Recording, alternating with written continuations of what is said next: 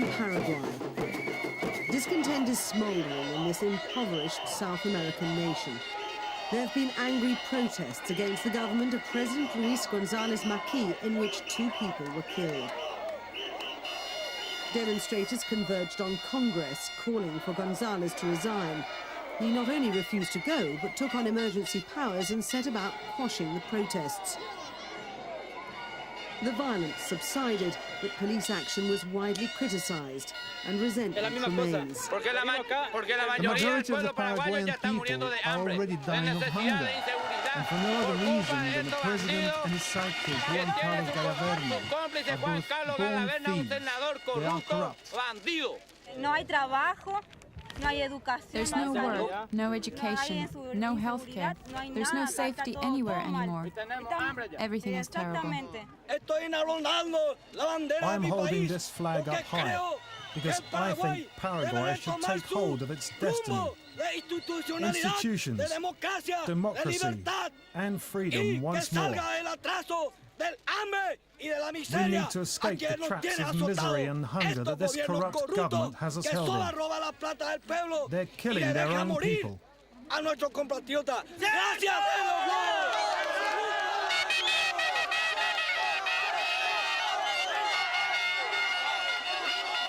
Many people say Paraguay's perennial problems are due to decades of government by the Colorado Party.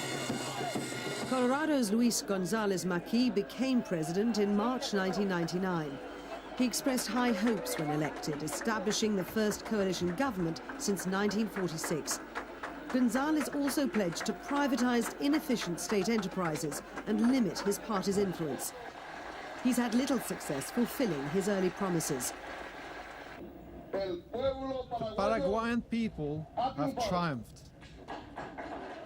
Government policies are unpopular and likely to become even more so if Gonzalez institutes austerity measures demanded by the International Monetary Fund in return for a $200 million bailout of the economy. The security forces enforced a state of emergency in July, taking just 2 days to quell violent protests against the country's deepening recession. But there's no sign of the unrest ending.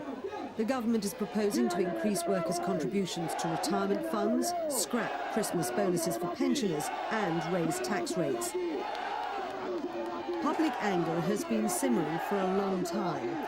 Paraguay's economy has either been stagnant or shrinking for the past 7 years, and many people have been taking their money out of the banks. The president of the Senate, Juan Carlos Gallaverno, is a close ally of President Gonzalez. He blames professional agitators for the demonstrations. This issue is not as simple as it seems. Today's protest, which we're monitoring carefully, has been organized by powerful elements. A lot of money has been paid out for protesters to attend this march. We estimate that $1 million has been paid by fascists to ensure this march goes ahead.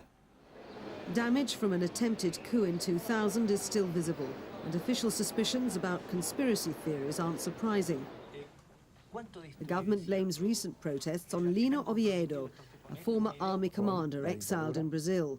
He's accused of fomenting the coup attempt in 2000 and another 4 years previously.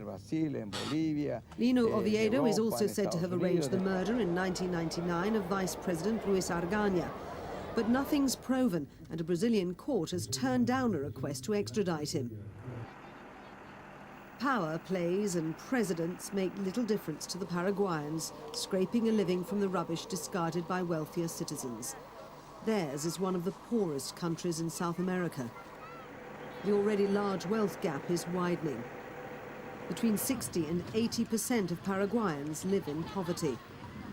Forest clearances, the commercialization of agriculture, and high population growth have led to a dramatic increase in the number of landless families, forcing migration into urban areas. Shanty towns have sprung up everywhere, especially around the capital, Asuncion. Ineffective policies combined with endemic corruption have forced average incomes down over the past 5 years to below $1,500. That's a lot of money, of course, to the shanty dwellers, if they can get their hands on it. But life seems to comprise one calamity after another. Problems in Argentina and Brazil have worsened those of Paraguay. But community leaders like Bruno Henrique Ramirez don't have time to worry about the macroeconomics that contribute to poverty in his neighborhood of Santa Ana. He's more concerned about the clinic.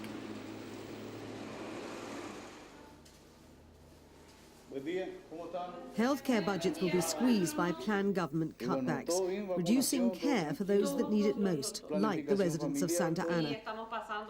Some hospitals have run out of money for antibiotics, forcing patients to pay cash or go without. Enrique Ramirez believes it's time for a change. Esos consumos masivos por corrupción de la gente del gobierno es lo que ahora está agravando la situación. Y esto continúa. Esto de raíz tiene que terminar, de raíz tiene que salir toda la gente de senadores, diputados, ministros, todo el mundo tiene que renunciar, tiene que dar un paso al costado a gente jóvenes capaces de poder dirigir un país que por lo visto es un país de inmensa riqueza. For now, though, the people of Santa Ana are having to build their own future with little or no help from the politicians. As it is, many local people see government as a hindrance rather than a help in escaping the grinding poverty that blights their lives. Lacking significant mineral resources, Paraguay's economy is largely agricultural. Steady growth in the early 1990s was based on strong export markets for meat, soybeans, cotton, edible oils and timber. But then stagnation set in, and now the economy's stumbling. The currencies collapsed. But it's not all doom and gloom. Paraguay is one of South America's most racially homogeneous nations, and one of the continent's least densely populated countries. Asuncion shook off Latin America's longest dictatorship, that of General Alfredo Stroessner, who ruled for 35 years until 1989.